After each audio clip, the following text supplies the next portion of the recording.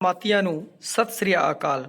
ਅੱਜ ਆਪਾਂ ਪੜਾਂਗੇ ਜਮਾਤ 8ਵੀਂ ਵਿਸ਼ਾ ਪੰਜਾਬੀ ਦਾ 6ਵਾਂ ਪਾਠ ਹੇਮਕੁੰਟ ਸਾਹਿਬ, ਜਿਸ ਦੇ ਲਿਖਾਰੀ ਹਨ ਅਮਰਜੀਤ ਕੌਰ ਵਿਰਕ।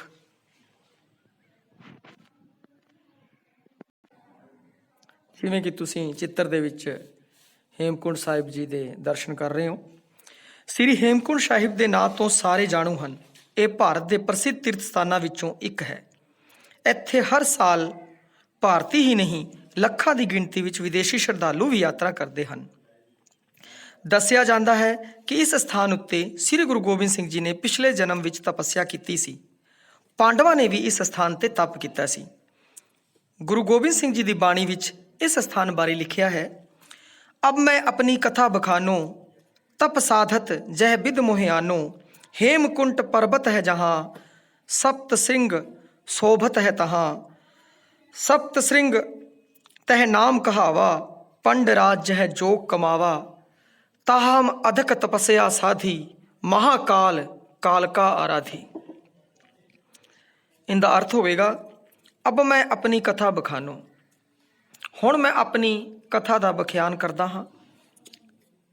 तप साधत जह बिद मोहे आनो, मैं इस जून च आने तो पहला पुरबले जन्म के बारे में दसते हुए गुरु गोबिंद सिंह जी लिखते हैं कि मैं तपस्या कर रहा सी। हेमकुंट पर्वत है जहाँ, सप्त श्रृंग शोभत है तहाँ, जिथे हेमकुंट पर्वत है, सप्त श्रृंग जिथे शोभायमान है, सप्त श्रृंग तह नाम कहावा, ਜਿਹੜਾ पर्वत सत्त पर्वतों तो घिरिया होया, जिंदा नाम है सप्त श्रृंग पर्वत, पंड राज है जोग कमावा, जिथे पांडवां ने भी तप किया सी, ताहा हम अधिक तपस्या साधी, उत्थे मैं गुरु गोबिंद सिंह जी आखते ने बड़ी तपस्या की, महाकाल काल का आराधी, और उत्थे महाकाल उस परमात्मा का नाम लिता। हेमकुंट का अर्थ की होगा? इस स्थान उत्ते हेमकुंट है, और हेमकुंट का अर्थ, हेम का अर्थ है बर्फ, ते कुंट का अर्थ है सरोवर। ये प्रश्न भी आ सकता है।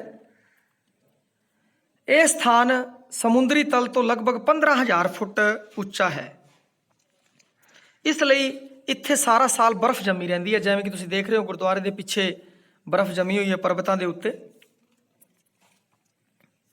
इत्थे स्थित सरोवर विच पानी दे नाल नाल बर्फ की तरदी दिखाई दिंदी है, इसलिए इसनूं हेमकुंट जां बर्फ का सरोवर कहा जाता है। ये सामने तुसीं सरोवर वेख रहे हो, ये बर्फ नाल जम जाता है जदों सर्दियों की रुत आउंदी है। अजकल इस स्थान उत्ते बड़ा सोहना गुरुद्वारा बनिया होया है। बहुत ऊंचाई उत्ते होण करके इत्थे ऑक्सीजन की घाट हुंदी है।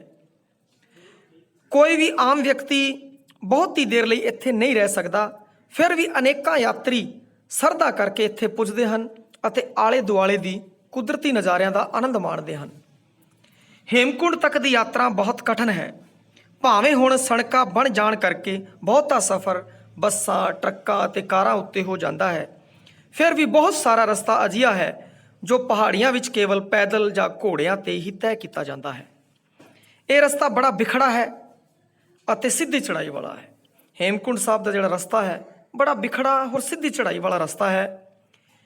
हेमकुंट साहब जाने ਲਈ यात्री अपना सफ़र एक तरह नाल उत्तर प्रदेश के प्रसिद्ध शहर ऋषिकेश तो शुरू करते हैं। ऋषिकेश विखे एक बहुत वड्डा ते सुंदर गुरुद्वारा बनया हुआ है, जिवें कि तुसीं नक्शे दे विच देख रहे हो। नक्शे विच ਆਪਾਂ देख रहे हैं कि आ ऋषिकेश जगह इत्थों शुरू की जाती है यात्रा, और फिर इत्थों होंदे हुए श्रीनगर तो रुद्रप्रयाग, और फिर इत्थों आ जोशी मठ, विष्णु मठ, गोविंद घाट, गोविंद धाम, फिर हेमकुंट साहब पहुँचा जाता है। तो आओ शुरू करिए सफ़र। ऋषिकेश विखे एक बहुत वड्डा ते सोहना गुरुद्वारा बनया हुआ है, जो तुसीं स्क्रीन के उत्ते देख रहे हो। मैदानी इलाकों तो आने वाले लगभग सारे ही यात्री अपना पहला पड़ा इत्थे करते हैं। ਇੱਥੋਂ ਆਮ ਤੌਰ ਤੇ ਯਾਤਰੀ ਆਪਣੀ ਯਾਤਰਾ ਸਵੇਰੇ ਸ਼ੁਰੂ ਕਰ ਦਿੰਦੇ ਹਨ। ਇਸ ਤੋਂ ਅੱਗੇ ਯਾਤਰਾ ਸਾਰਾ ਰਸਤਾ ਪਹਾੜੀ ਹੈ। ਅਗਲਾ ਸਾਰਾ ਰਸਤਾ ਪਹਾੜੀ ਹੈ ਕਿਉਂਕਿ ਇਸ ਤੋਂ ਸ੍ਰੀਨਗਰ ਔਰ ਸ੍ਰੀਨਗਰ ਤੋਂ ਫਿਰ ਅੱਗੇ ਜਾਣਾ ਹੁੰਦਾ ਹੈ। ਰਿਸ਼ੀਕੇਸ਼ ਤੋਂ ਅਗਲਾ ਪੜਾਅ ਸ੍ਰੀਨਗਰ ਹੁੰਦਾ ਹੈ। ਰਿਸ਼ੀਕੇਸ਼ ਤੋਂ ਸ੍ਰੀਨਗਰ ਤੱਕ 108 ਕਿਲੋਮੀਟਰ ਦਾ ਸਫ਼ਰ ਬੜਾ ਕਠਿਨ ਹੈ। ਇੱਕ ਪਾਸੇ ਡੂੰਘੀਆਂ ਖੱਡਾਂ ਹਨ ਅਤੇ ਕਿਤੇ ਕਿਤੇ ਨਾਲ ਨਦੀ ਵਗਦੀ ਦਿਸਦੀ ਹੈ। ਦੂਸਰੇ ਪਾਸੇ ਉੱਚੇ ਉੱਚੇ ਪਹਾੜ ਦਿਖਾਈ ਦਿੰਦੇ ਹਨ। ਜੇ ਖੱਡਾਂ ਵੱਲ ਵੇਖੋ ਹੋਰ ਜਦੋਂ ਪਹਾੜਾਂ ਵੱਲ ਨਜ਼ਰ ਮਾਰੋ ਤਾਂ ਹਰਿਆਵਲ ਭਰੇ ਨਜ਼ਾਰੇ ਸਾਰਾ ਡਰ ਦੂਰ ਕਰ ਦਿੰਦੇ ਹਨ। ਸ਼ਾਮ ਨੂੰ ਯਾਤਰੀ ਸ੍ਰੀਨਗਰ ਪਹੁੰਚ ਜਾਂਦੇ ਹਨ। ਸ੍ਰੀਨਗਰ ਬੜਾ ਪ੍ਰਸਿੱਧ ਤੇ ਇਤਿਹਾਸਿਕ ਸਥਾਨ ਹੈ। ਇੱਥੇ ਗੜਵਾਲ ਯੂਨੀਵਰਸਿਟੀ ਦਾ ਕੈਂਪਸ ਹੈ। ਕਿਹਾ ਜਾਂਦਾ ਹੈ ਕਿ ਸੁਮੇਰ ਪਰਬਤ ਨੂੰ ਜਾਂਦੇ ਹੋਏ ਸ੍ਰੀ ਗੁਰੂ ਨਾਨਕ ਦੇਵ ਜੀ ਨੇ ਇੱਥੇ ਰੁਕੇ ਸਨ। ਇਸ ਸਥਾਨ ਉੱਤੇ ਰਾਹਿਸ਼ ਦਾ ਪ੍ਰਬੰਧ ਮੁੱਖ ਤੌਰ ਤੇ ਗੁਰਦੁਆਰਾ ਸਾਹਿਬ ਵਿੱਚ ਹੁੰਦਾ ਹੈ। ਹੁਣ ਅਨੇਕਾਂ ਸਰਾਵਾਂ ਅਤੇ ਹੋਟਲ ਵੀ ਬਣ ਗਏ ਹਨ। ਮੈਦਾਨੀ ਇਲਾਕਿਆਂ ਵਿੱਚੋਂ ਅੱਤ ਦੀ ਗਰਮੀ ਪੈਂਦੀ ਹੈ ਤੇ ਯਾਤਰੀ ਇੱਥੇ ਆ ਕੇ ਕੁਝ ਠੰਡ ਨੂੰ ਮਾਣਦੇ ਹਨ ਕਿਉਂਕਿ ਪਹਾੜੀ ਇਲਾਕਾ ਹੈ ਔਰ ਠੰਡ ਇੱਥੇ ਹੁੰਦੀ ਹੈ। ਸ੍ਰੀਨਗਰ ਰਾਤ ਰਹਿ ਕੇ ਅਗਲੇ ਦਿਨ ਸਵੇਰੇ ਗੋਬਿੰਦ ਘਾਟ ਲਈ ਯਾਤਰਾ ਆਰੰਭ ਹੋ ਜਾਂਦੀ ਹੈ। ਜਿਵੇਂ ਕਿ ਤੁਸੀਂ ਵੇਖ ਰਹੇ ਹੋ ਗੋਬਿੰਦ ਘਾਟ ਦਾ ਗੁਰਦੁਆਰਾ ਸਾਰਾ ਰਸਤਾ ਚੜ੍ਹਾਈ ਵਾਲਾ ਹੈ। ਆਲੇ ਦੁਆਲੇ ਪਹਾੜਾਂ ਦਾ ਸਿਲਸਿਲਾ ਲਗਾਤਾਰ ਚੱਲਦਾ ਰਹਿੰਦਾ ਹੈ। ਡੂੰਘੀਆਂ ਖੱਡਾਂ ਵਿੱਚ ਨਦੀ ਦਾ ਪਾਣੀ ਬੜੇ ਤੇਜ਼ ਵੇਗ ਵਿੱਚ ਵਹਿ ਰਿਹਾ ਹੁੰਦਾ ਹੈ। ਗੋਬਿੰਦ ਘਾਟ ਤੋਂ 22 ਕਿਲੋਮੀਟਰ ਪਹਿਲਾਂ ਰਸਤੇ ਵਿੱਚ ਪ੍ਰਸਿੱਧ ਸਥਾਨ ਤੇ ਜੋਸ਼ੀ ਮੱਠ ਆਉਂਦਾ ਹੈ। ਆ ਜੋਸ਼ੀ ਮੱਠ ਤੁਸੀਂ ਦੇਖ ਰਹੇ ਹੋ, ਬੜੀ ਸੋਹਣੀ ਜਗ੍ਹਾ ਹੈ ਔਰ ਹਿੰਦੂਆਂ ਦਾ ਪ੍ਰਸਿੱਧ ਤੀਰਥ ਸਥਾਨ ਹੈ। ਕਿਹਾ ਜਾਂਦਾ ਹੈ ਕਿ ਇਸ ਸਥਾਨ ਤੇ ਸ੍ਰੀ ਸ਼ੰਕਰਾਚਾਰਿਆ ਵੱਲੋਂ ਸਥਾਪਿਤ ਕੀਤੇ 4 ਮੱਠਾਂ ਵਿੱਚੋਂ ਇੱਕ ਮੱਠ ਹੈ ਜਿਹੜਾ ਉਹ ਹੈ ਜੋਸ਼ੀ ਮੱਠ, ਜਿਹੜਾ ਉੱਤਰ ਭਾਰਤ ਵੱਲ ਸਥਾਪਿਤ ਕੀਤਾ ਗਿਆ ਹੈ। ਆਲੇ ਦੁਆਲੇ ਪਹਾੜੀਆਂ ਨਾਲ ਘਿਰਿਆ ਇਹ ਸਥਾਨ ਇੱਕ ਵੱਖਰੀ ਕਿਸਮ ਦਾ ਨਜ਼ਾਰਾ ਪੇਸ਼ ਕਰਦਾ ਹੈ। ਜੋਸ਼ੀ ਮੱਠ ਵਿੱਚ ਕਈ ਮੰਦਿਰ ਹਨ। ਜੋਸ਼ੀ ਮੱਠ ਤੋਂ ਅੱਗੇ ਗੋਬਿੰਦ ਘਾਟ ਆਉਂਦਾ ਹੈ। ਗੋਬਿੰਦ ਘਾਟ ਵਿਖੇ ਬੜਾ ਵੱਡਾ ਗੁਰਦੁਆਰਾ ਹੈ। ਇਹ ਗੁਰਦੁਆਰਾ ਅਲਕਨੰਦਾ ਨਦੀ ਦੇ ਕੰਢੇ ਉੱਤੇ ਬਣਿਆ ਹੋਇਆ ਹੈ। ਇੱਥੇ ਅਲਕਨੰਦਾ ਤੇਜ਼ੀ ਨਾਲ ਵਗਦੀ ਹੈ। ਇਸ ਸਥਾਨ ਉੱਤੇ ਬੱਸਾਂ, ਟਰੱਕਾਂ ਅਤੇ ਕਾਰਾਂ ਦੀ ਘੂੰ ਘੂੰ ਦੀ ਆਵਾਜ਼ ਸੁਣਾਈ ਨਹੀਂ ਦਿੰਦੀ, ਸਗੋਂ ਅਲਕਨੰਦਾ ਨਦੀ ਦੇ ਵਹਾਅ ਦਾ ਸੰਗੀਤ ਕੰਨਾਂ ਨੂੰ ਸੁਣਾਈ ਦਿੰਦਾ ਹੈ। ਚਾਰੇ ਪਾਸੇ ਹਰਿਆਵਲ ਹੀ ਹਰਿਆਵਲ ਹੈ। ਸੂਰਜ ਜਦੋਂ ਦਿਖਾਈ ਦਿੰਦਾ ਹੈ ਤਾਂ ਚਾਰ ਚੁਫੇਰੇ ਰੰਗ ਬਰੰਗਾ ਹੋ ਜਾਂਦਾ ਹੈ। ਯਾਤਰੀ ਆਪਣੀ ਥਕਾਵਟ, ਦੁੱਖ ਦਰਦ ਅਤੇ ਚਿੰਤਾਵਾਂ ਭੁੱਲ ਜਾਂਦੇ ਹਨ। ਹੇਮਕੁੰਟ ਸਾਹਿਬ ਦੇ ਪ੍ਰਬੰਧਕਾਂ ਵੱਲੋਂ ਗੁਰਦੁਆਰੇ ਵਿੱਚ ਰਾਹਿਸ਼ ਦਾ ਵਧੀਆ ਪ੍ਰਬੰਧ ਕੀਤਾ ਗਿਆ ਹੈ। ਲੰਗਰ ਹਰ ਵੇਲੇ ਚੱਲਦਾ ਰਹਿੰਦਾ ਹੈ। ਇੱਥੋਂ ਅੱਗੇ ਯਾਤਰਾ ਅਗਲੇ ਦਿਨ ਸ਼ੁਰੂ ਕਰਦੇ ਹਾਂ ਔਰ ਯਾਤਰੀ ਗੋਬਿੰਦ ਘਾਟ ਤੋਂ ਗੋਬਿੰਦ ਧਾਮ ਤੱਕ 13-14 ਕਿਲੋਮੀਟਰ ਦਾ ਰਸਤਾ ਪੈਦਲ ਹੀ ਤੈਅ ਕਰਦੇ ਹੈ। ਅਗਲੇ ਦਿਨ ਸਵੇਰੇ ਸਵੇਰੇ ਉੱਠਦੇ ਹੈ ਔਰ ਫਿਰ ਗੋਬਿੰਦ ਘਾਟ ਤੋਂ ਗੋਬਿੰਦ ਧਾਮ ਦਾ ਜਿਹੜਾ ਰਸਤਾ 13-14 ਕਿਲੋਮੀਟਰ ਦਾ ਰਸਤਾ ਹੈ ਪੈਦਲ ਹੀ। ਔਰ ਜਿਹੜੇ ਥੋੜ੍ਹੇ ਬਜ਼ੁਰਗ ਬੰਦੇ ਹੁੰਦੇ ਹੈ ਉਹ ਪਿੱਠੂ ਵਗੈਰਾ ਲੈ ਲੈਂਦੇ ਆ, ਖੱਚਰ ਵਗੈਰਾ ਲੈ ਲੈਂਦੇ ਆ, ਉਸ ਦੇ ਉੱਤੇ ਰਸਤਾ ਹੈ ਜੋ ਉਹ ਤੈਅ ਕਰਦੇ ਹੈ। ਸਾਰਾ ਹੀ ਰਸਤਾ ਚੜ੍ਹਾਈ ਵਾਲਾ ਹੈ। ਜਿਵੇਂ ਮਾਤਾ ਦੇ ਚੜ੍ਹਾਈ ਹੈਗੀ ਹੈ ਉਸੇ ਪ੍ਰਕਾਰ ਦੀ ਇੱਥੇ ਵੀ ਪਹਾੜਾਂ ਦੇ ਉੱਤੇ ਜਾਣਾ ਹੁੰਦਾ ਹੈ। ਪਹਾੜਾਂ ਵਾਲੀ ਚੜ੍ਹਾਈ ਹੈ। ਉਬੜ ਖਾਬੜ ਰਸਤੇ ਉੱਤੇ ਚੱਲਦਿਆਂ ਸਰੀਰ ਕਈ ਵਾਰ ਥੱਕ ਜਾਂਦਾ ਹੈ ਪਰ ਮਨ ਵਿੱਚ ਉਤਸ਼ਾਹ ਕਾਇਮ ਰਹਿੰਦਾ ਹੈ। ਰਸਤੇ ਵਿੱਚ ਯਾਤਰੀ ਥੋੜ੍ਹੀ ਥੋੜ੍ਹੀ ਦੇਰ ਆਰਾਮ ਕਰਕੇ ਫਿਰ ਅੱਗੇ ਤੁਰਦੇ ਹਨ। ਹਰਿਆਵਲ, ਤਾਜ਼ੀ ਹਵਾ ਅਤੇ ਚਸ਼ਮਿਆਂ ਦਾ ਠੰਡਾ ਪਾਣੀ ਮੈਦਾਨੀ ਇਲਾਕੇ ਦੇ ਯਾਤਰੀਆਂ ਲਈ ਤਾਂ ਅਨਮੋਲ ਸੁਗਾਤ ਬਣ ਜਾਂਦੇ ਹਨ। ਆਉਣ ਜਾਣ ਵਾਲੇ ਯਾਤਰੀ ਇੱਕ ਦੂਸਰੇ ਨੂੰ ਸ਼ੁਭ ਇੱਛਾਵਾਂ ਦੇਈ ਜਾਂਦੇ ਹਨ, ਇੱਕ ਦੂਜੇ ਦਾ ਜੋਸ਼ ਵਧਾਉਂਦੇ ਨੇ। ਗਰਮੀਆਂ ਦੇ ਇਹਨਾਂ ਦਿਨਾਂ ਵਿੱਚ ਭਾਰੀ ਗਿਣਤੀ ਵਿੱਚ ਯਾਤਰੀ ਅਤੇ ਥਾਂ ਥਾਂ ਉੱਤੇ ਦੁਕਾਨਾਂ ਕਿਸੇ ਮੇਲੇ ਦੇ ਦ੍ਰਿਸ਼ ਪੇਸ਼ ਕਰਦੀਆਂ ਹਨ। ਰਸਤੇ ਵਿੱਚ ਇੱਕ ਵੱਡਾ ਗਲੇਸ਼ੀਅਰ ਆਉਂਦਾ ਹੈ। ਯਾਤਰੀ ਗਲੇਸ਼ੀਅਰ ਪਾਰ ਕਰਦਿਆਂ ਬਰਫੀਲੇ ਪਹਾੜ ਨੂੰ ਹੈਰਾਨੀ ਨਾਲ ਦੇਖਦੇ ਹਨ।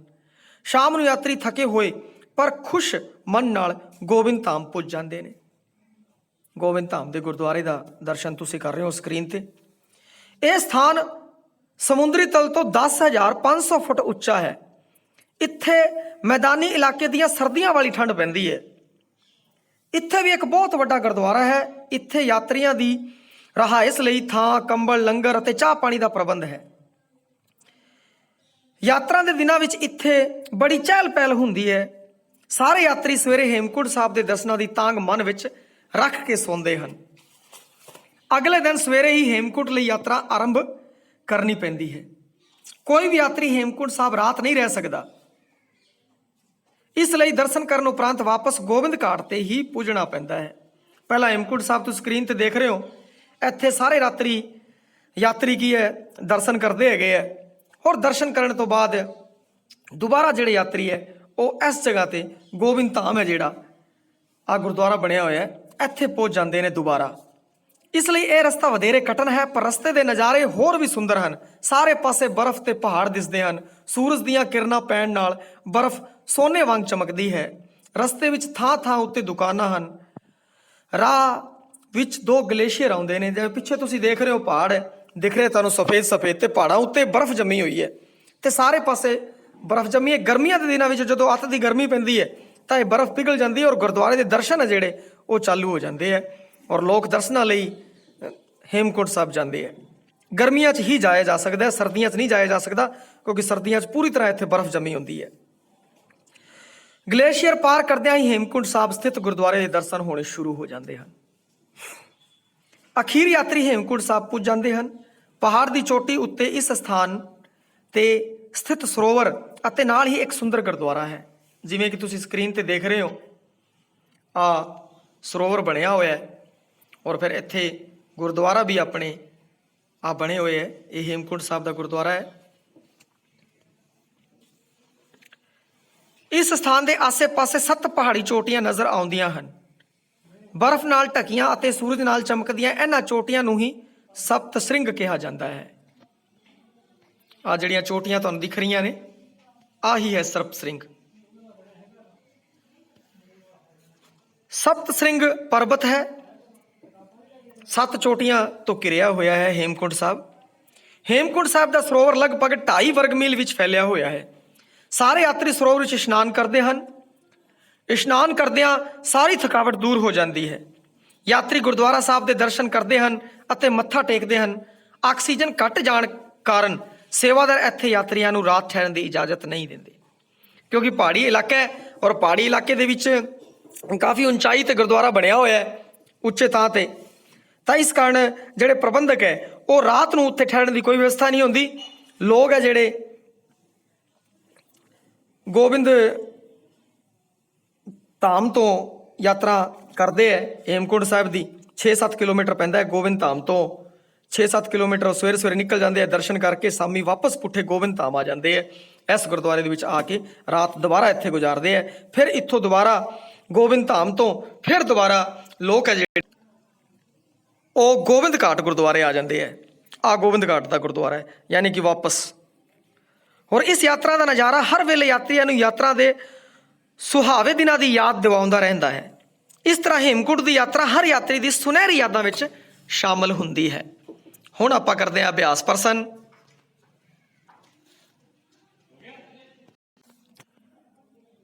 ਅਭਿਆਸ ਪ੍ਰਸ਼ਨਾਂ ਦੇ ਵਿੱਚੋਂ ਪਹਿਲਾ ਪ੍ਰਸ਼ਨ, ਊੜਾ ਹੇਮਕੁੰਟ ਸ਼ਬਦ ਦੇ ਕੀ ਅਰਥ ਹਨ?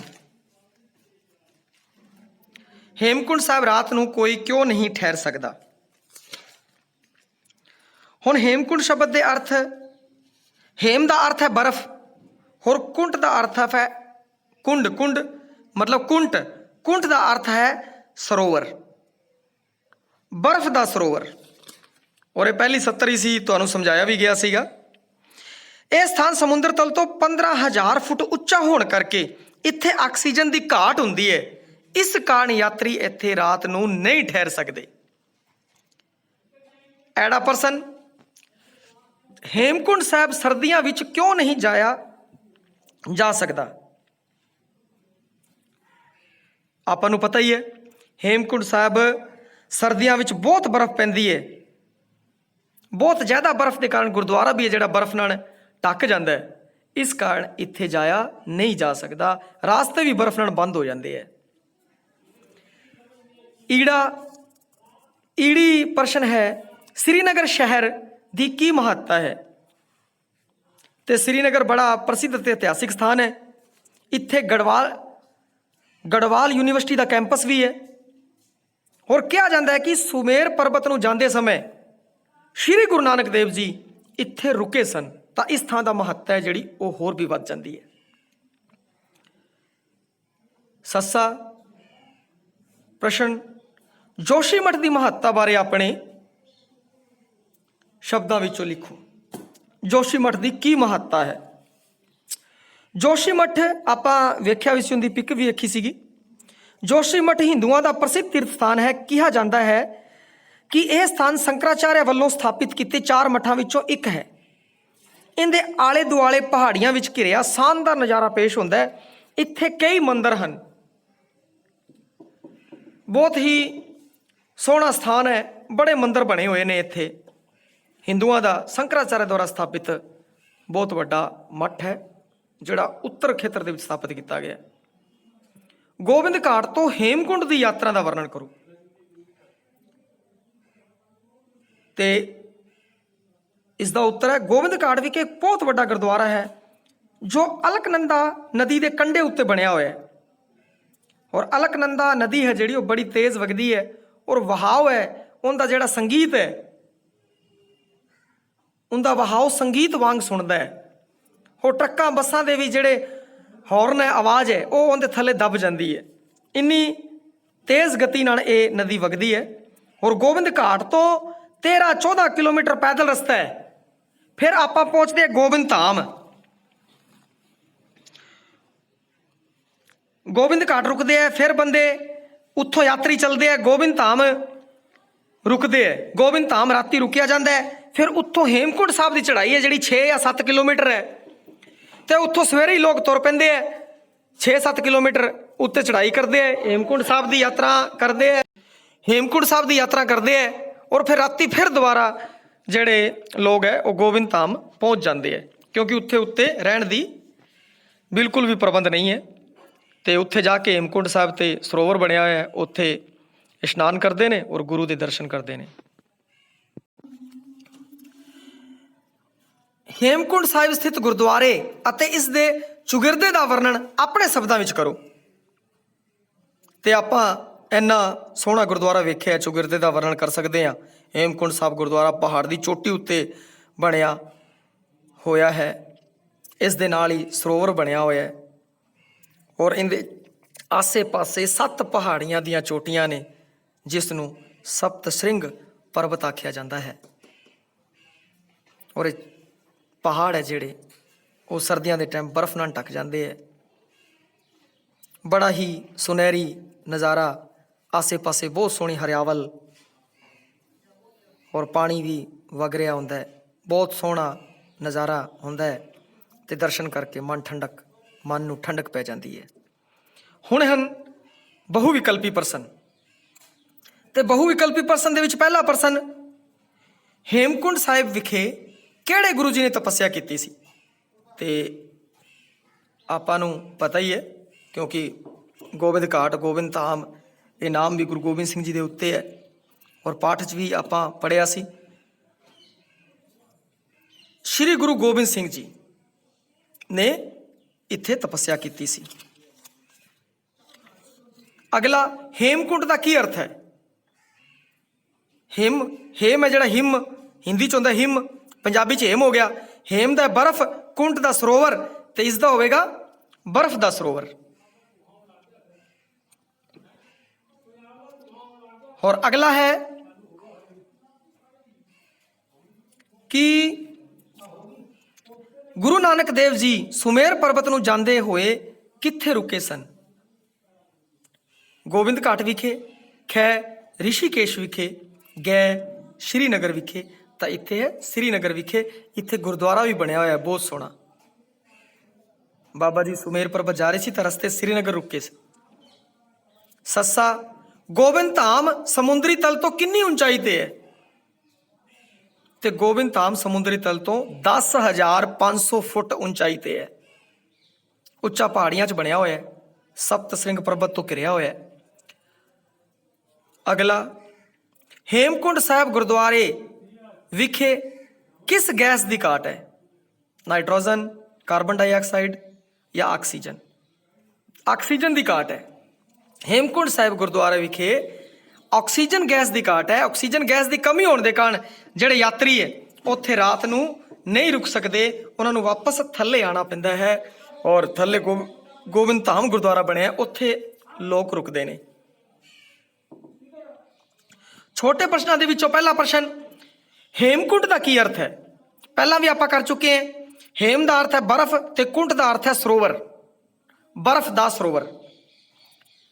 एड़ा इस स्थान ते केड़े गुरु जी ने तपस्या की सी? बहुविकल्पी प्रश्नों के भी आ गया है, श्री गुरु गोबिंद सिंह जी ने। ईडी प्रश्न, हेमकुंड साहिब का रस्ता किहो जिहा है? इसका उत्तर है हेमकुंड साहिब का रस्ता बड़ा बिखड़ा, उबड़ खाबड़ ते सीधी चढ़ाई वाला है। सस्सा प्रश्न, श्रीनगर विच केड़ी यूनिवर्सिटी है? गढ़वाल यूनिवर्सिटी। श्रीनगर पॉपुलर है, प्रसिद्ध है गढ़वाल यूनिवर्सिटी के कारण, और एक उत्थे श्री गुरु नानक देव जी ने चरण पाए सीगे इस कारण। तो यूनिवर्सिटी है गढ़वाल यूनिवर्सिटी। है गोबिंद घाट विखे गुरुद्वारा केड़ी नदी के कंढे उत्ते स्थित है? अलकनंदा। अलकनंदा नदी के कंढे ते गोबिंद घाट गुरुद्वारा स्थित है। संखेप उत्तरां वाले प्रश्न, हेमकुंड साहिब की यात्रा किस शहर तो शुरू की जाती है? तो हेमकुंड साहिब की यात्रा है जी वो उत्तर प्रदेश के प्रसिद्ध शहर ऋषिकेश तो शुरू की जाती है। इत्थे बहुत बड़ा गुरुद्वारा बनया होया है। मैदानी इलाकों तो आने वाले यात्री अपना पहला पड़ाव इत्थे करके अगे हेमकुंड साहिब की यात्रा शुरू करते हैं। तो किहड़े शहर तो? ऋषिकेश, उत्तर प्रदेश का प्रसिद्ध शहर है ऋषिकेश, उत्थों यात्रा शुरू की जाती है। हिंदुओं का तीर्थ स्थान किहड़ा है? इस स्थान ते इस दी स्थापना किसने की सी? ते आपां पाठ च पढ़िया भी सी कि हिंदुओं का तीर्थ स्थान जोशीमठ, वैसे अगे बद्रीनाथ भी बनया हुआ है, परंतु इस पाठ के जोशीमठ दिता गया, तो आप जोशीमठ की गल करांगे। जोशीमठ हिंदुओं का प्रसिद्ध तीर्थ स्थान है और इनकी स्थापना की सी श्री शंकराचार्य ने। शंकराचार्य सीगा वो, उसने इनू बनाया सी। और आ हेमकुंड साहब सर्दियों में क्यों नहीं जाया करते? तो इस बारे पहला आ ही चुके हैं अपना। उच्ची पहाड़ी ते स्थित है, ऑक्सीजन की घाट होंदी है, तो इस कारण की कहते हैं कि सर्दियों के उत्थे नहीं जाया करते। बहुत ज़्यादा बर्फ उत्थे पैंदी है सर्दियों के विच, ते सारा इलाका जिहड़ा सर्दियों के बर्फ नाल ढक जाता है। तो हेमकुंड साहिब सर्दियों में क्यों नहीं जाया करते? क्योंकि बहुत ज़्यादा अत की बर्फ पैंदी है, बहुत बर्फ पैण के कारण इत्थे सर्दियों में जाया नहीं जा सकता।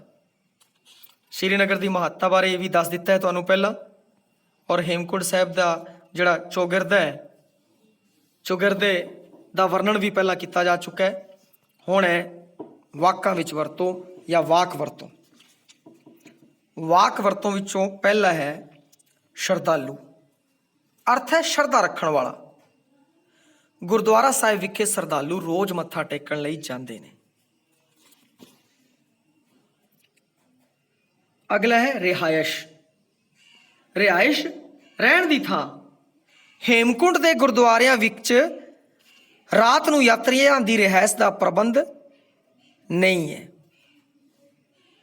दूजा वाक्य प्रयोग हो सकता है कि गोबिंद धाम विच श्रद्धालुओं लई रिहायश की व्यवस्था है।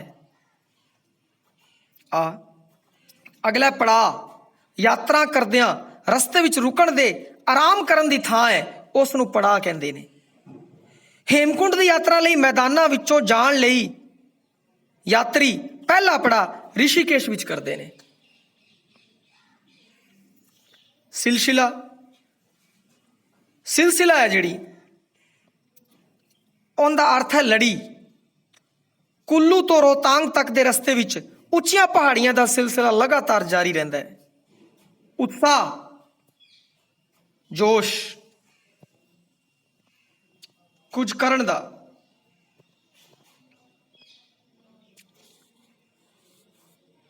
उत्साह, जोश, कुछ करन दी इच्छा। लंबी बीमारी ने उस दे मन विचों कोई नवा काम आरंभ करन दा उत्साह ही मार दिता। और फिर है अगला शब्द तपस्या। तपस्या का कठिन भगती साधना गुरु गोबिंद सिंह जी ने पूरब दे जन्म विच हेमकुंड पर्वत विखे कठिन तपस्या की। या मैं रोज सवेरे उठ के कठिन तपस्या करता हाँ। तय अगला शब्द है तय। मिथ्या मिथना किसी चीज नूं, भाई मैं आ काम करना है, मिथना। असी अपने तय किए प्रोग्राम अनुसार टिकाणे उत्ते पहुंच गए।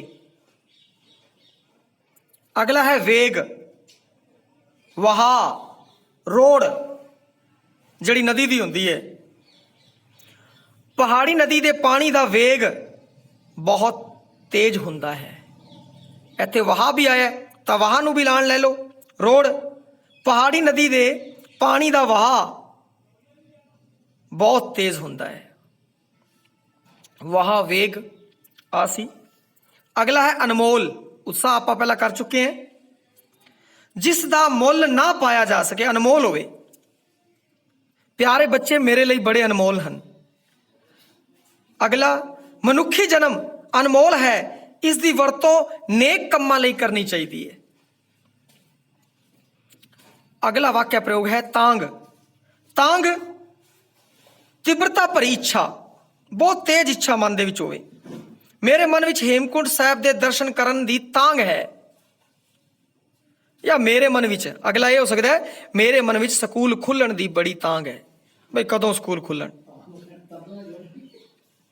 अद्वितीय, अद्वितीय है, हिंदी च कह लो अद्वितीय, और पंजाबी च लासानी। गुरु अर्जुन देव जी अद्वितीय काव्य प्रतिभा के मालिक सन। और फिर उस तो बाद अपना है खाली थावां भरीए। उत्ते आपां नूं दे रखिया खाली थावां भरनियां ने। और पहला जिहड़ा खाली था भरन वाला है वो है ये भारत के प्रसिद्ध डैश विचों एक है। तो इस दे विच आपां की कर रहे हैं, उत्ते आपां नूं शब्द दिते हुए ने। तीर्थ स्थाना, बर्फ, यात्रा, प्रसिद्ध, ऑक्सीजन। ये आपां नूं शब्द दिते है, 5 उत्ते शब्द दिते हैं और थले 5 खाली थावां भरनियां ने। तो यह भारत के प्रसिद्ध तीर्थ स्थान, तीर्थ स्थानां विचों एक है। इत्थे आवेगा तीर्थ स्थान। यह भारत के प्रसिद्ध तीर्थ स्थानां विचों एक है। दूजा, इत्थे सारा साल डैश जम्मी रहिंदी है। तो दूजे का उत्तर होगा बर्फ। इत्थे सारा साल बर्फ जम्मी रहिंदी है। तीजे का हेमकुंड दी डैश बहुत कठिन है। तो हेमकुंड दी यात्रा बहुत कठिन है। इत्थे आवेगा यात्रा। चौथा खाली था जोशीमठ हिंदुओं का प्रसिद्ध तीर्थ स्थान है। चौथे च आवेगा प्रसिद्ध। जोशीमठ हिंदुओं का प्रसिद्ध तीर्थ स्थान है। पंजवां, इत्थे डैश दी घाट है। तो इस विच आवेगा इत्थे ऑक्सीजन दी घाट है। ऑक्सीजन। हुण समासी शब्द बनाओ। ते सब तो पहला समास की हुंदा है? समासी शब्द किहड़े हुंदे ने? दो जां दो तो वध सुतंत्र शब्दां नूं जोड़ के बनाए गए एक शब्द नूं समासी शब्द कहंदे ने। जदों आपां दो शब्द जोड़ के बनाने वो समासी शब्द होंदे है। जिवें अजकल समासी शब्द है, वो अजकल बनाता डैश लगाती। एवें तीर्थ स्थान का बनावांगे तो विच हल्की जी डैश लगा दांगे तीर्थ स्थान। एवें शब्द विच आपां नूं की करना है कि चहल पहल, तो चहल पहल दे विच आपां की करांगे हल्की जी डैश है जिहड़ी वो लगा दांगे दोनों दे विचाले। अगला चार चुफेरा। चार उस तो बाद डैश चुफेरा। चार चुफेरा। उबड़ खाबड़, पहला लिखांगे उबड़, फिर डैश, फिर खाबड़। ਉਬੜ ਖਾਬੜ ਬਣ ਜਾਏਗਾ। ਜਿਵੇਂ ਕਿ ਆਹ ਵਾਲਾ ਆਪਣੇ ਲਿਖਿਆ ਹੋਇਆ ਹੈ, ਤੁਸੀਂ ਵੇਖ ਰਹੇ ਹੋਗੇ ਸਕਰੀਨ ਦੇ ਉੱਤੇ। ਐਵੇਂ ਵਿੱਚ ਸ਼ਬਦ ਦੇ ਡੈਸ਼ ਲਗਾਣੀ ਹੈ, ਜਿਵੇਂ ਆ ਵਿੱਚ ਡੈਸ਼ ਲੱਗੀ ਹੋਈ ਹੈ, ਐਵੇਂ ਸਾਰਿਆਂ ਦੇ ਵਿੱਚ ਡੈਸ਼ ਲਗਾ ਕੇ ਤੁਸੀਂ ਸਮਾਸੀ ਸ਼ਬਦ ਹੈ ਉਹ ਬਣਾ ਦੇਣੇ ਹੈ। ਔਰ ਇਹਨਾਂ ਬਾਰੇ ਸਮਾਸੀ ਸ਼ਬਦ ਕਿਹੜੇ ਹੁੰਦੇ ਆ ਤੁਹਾਨੂੰ ਦੱਸ ਦਿੱਤਾ ਗਿਆ ਹੈ। ਹੁਣ ਅਗਲਾ ਪ੍ਰਸ਼ਨ, ਹੇਠ ਲਿਖੇ ਸ਼ਬਦਾਂ ਦੇ ਹਿੰਦੀ ਅੰਗਰੇਜ਼ੀ ਰੂਪ ਲਿਖੋ। ਤਾਂ ਪਹਿਲਾ ਜਿਹੜਾ ਪੰਜਾਬੀ ਦਾ ਸ਼ਬਦ ਹੈ ਬਰਫ਼, ਹਿੰਦੀ ਵਿੱਚ ਆਖਦੇ ਨੇ ਬਰਫ਼, ਅੰਗਰੇਜ਼ੀ ਵਿੱਚ ਆਈਸ। ਦੂਜਾ ਸ਼ਬਦ ਹੈ ਦ੍ਰਿਸ਼, ਦ੍ਰਿਸ਼ ਨੂੰ ਹਿੰਦੀ ਵਿੱਚ ਦ੍ਰਿਸ਼ ਹੈ, ਅੰਗਰੇਜ਼ੀ ਵਿੱਚ ਸੀਨ। ਸ਼ਬਦ ਹੈ ਯਾਤਰਾ, ਯਾਤਰਾ ਦਾ ਹਿੰਦੀ ਵਿੱਚ ਹੋਵੇਗਾ ਯਾਤਰਾ, ਅੰਗਰੇਜ਼ੀ ਵਿੱਚ ਹੋਵੇਗਾ ਟਰੈਵਲ, TRAVEL, ਟਰੈਵਲ। ਅਗਲਾ ਸ਼ਬਦ ਹੈ ਪਰਬਤ, ਹਿੰਦੀ ਵਿੱਚ ਹੋਵੇਗਾ ਪਰਵਤ, ਔਰ ਅੰਗਰੇਜ਼ੀ ਵਿੱਚ ਹੋਵੇਗਾ ਮਾਊਂਟੇਨ, MOUNTAIN, ਮਾਊਂਟੇਨ। ਅਗਲਾ ਸ਼ਬਦ ਹੈ ਉੱਚਾ, ਹਿੰਦੀ ਵਿੱਚ ਹੋਵੇਗਾ ਉੱਚਾ,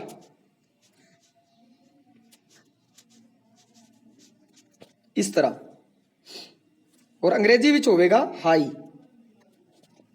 HIGH, ਹਾਈ। ਪੁੱਜਣਾ, ਪੁੱਜਣਾ ਦਾ ਹਿੰਦੀ ਵਿੱਚ ਹੋਵੇਗਾ ਪਹੁੰਚਣਾ,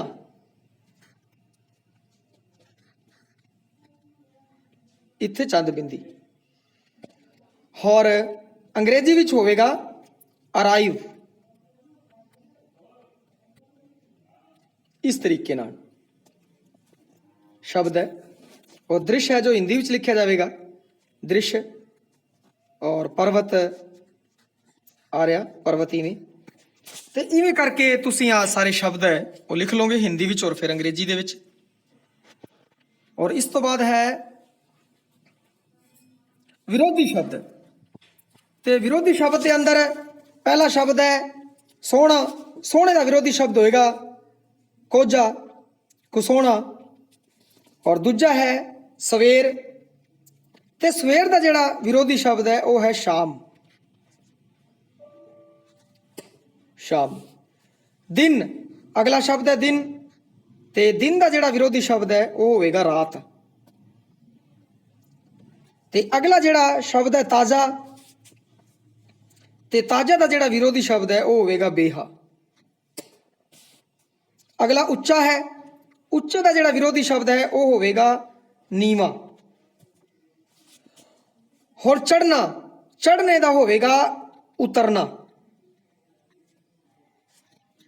ਵਿਰੋਧੀ ਸ਼ਬਦ। ਇਹ ਵਿਰੋਧੀ ਸ਼ਬਦ ਨੇ।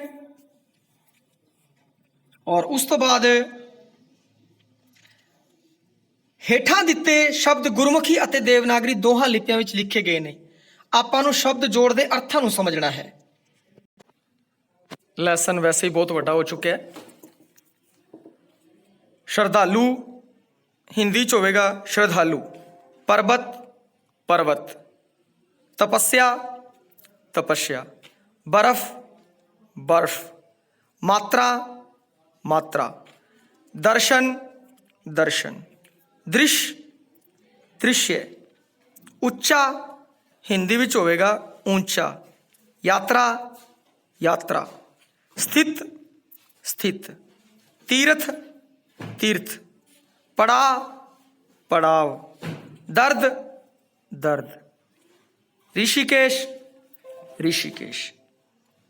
बहुत बहुत धन्यवाद। और एक प्रश्न है वो हो रहा है, पंजाबी ते हिंदी विच एक अर्थ जापदे ने, इसनूं ध्यान नाल समझो, पढ़ो और लिखो। कंडा हिंदी विच हुंदा किनारा, अदुती अद्भुत, वांग समान, तिलक फिसल, पुज पहुंचा, चार चुफेरा इर्द गिर्द, लोचा तमन्ना, तांग इच्छा। धन्यवाद सबना दा। जे चैनल सबसक्राइब नहीं किया तो जरूर सबसक्राइब करो।